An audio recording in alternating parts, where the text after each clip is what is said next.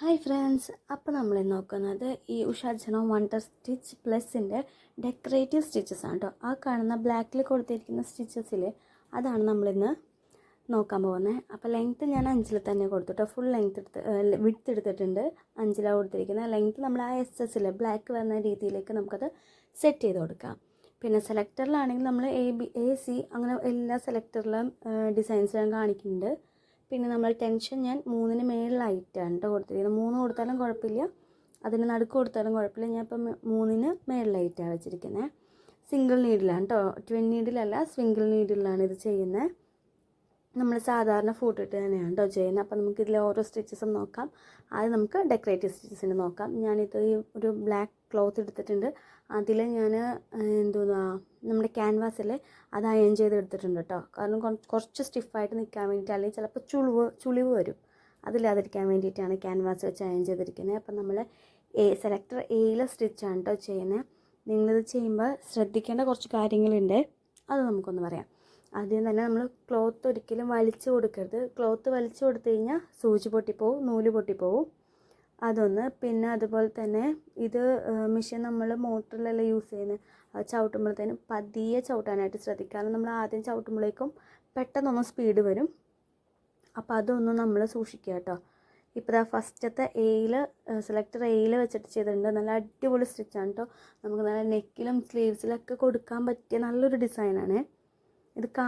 ഇങ്ങനെ കാണുമ്പോൾ ഒരു ഇതില്ലെങ്കിലും നേരിട്ട് നല്ല ഭംഗിയുണ്ടായിരുന്നു കേട്ടോ കാണാനായിട്ട്. ഇങ്ങനെ കാണുമ്പോൾ അത്യാവശ്യം നല്ല ഭംഗിയുണ്ടല്ലേ കാണാനായിട്ട്. പുറകു വശം ബാക്ക് സൈഡ് ഇതാ ഇങ്ങനെയാണ് കേട്ടോ വരുന്നത്. ക്യാൻവാസാണ് അയൺ ചെയ്ത് വെച്ചിരിക്കുന്നത്. നല്ല ഭംഗിയായിരുന്നു കേട്ടോ അത് കാണാനായിട്ട്. സ്റ്റിച്ച് നല്ല ഭംഗിയുണ്ട് കാണാനായിട്ട്. അടുത്ത നമ്മൾ C ആണ് സെലക്ട് ചെയ്തിരിക്കുന്നത്. 6 ആണ് കേട്ടോ വരുന്നത്.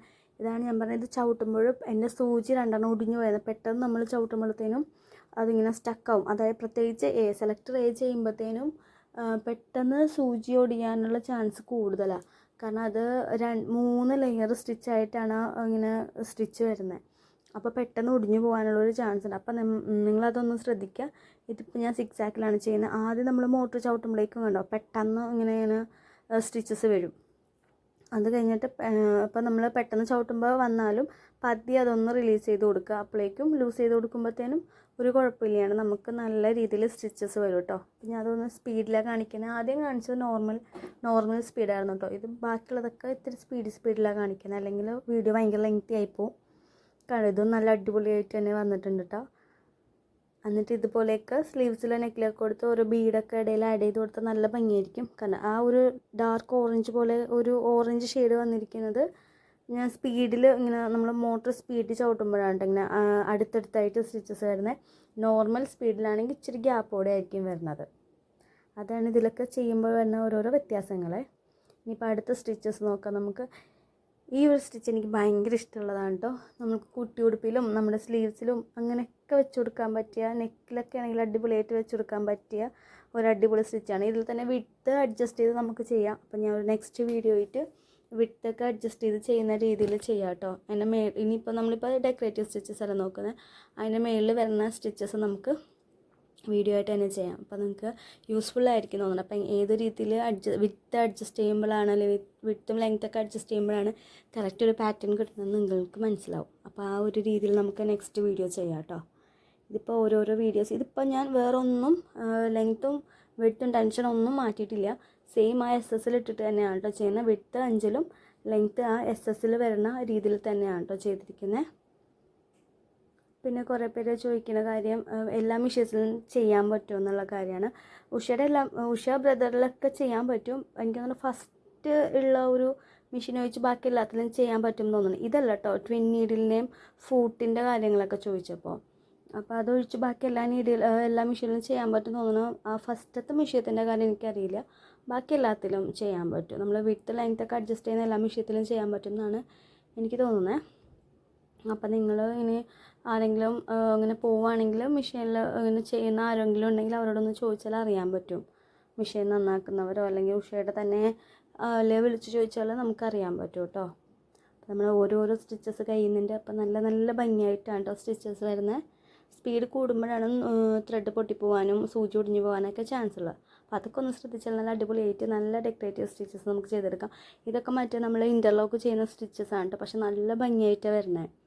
കണ്ടോ എന്ത് രസമായിട്ടാണ് വരുന്നതെന്ന്.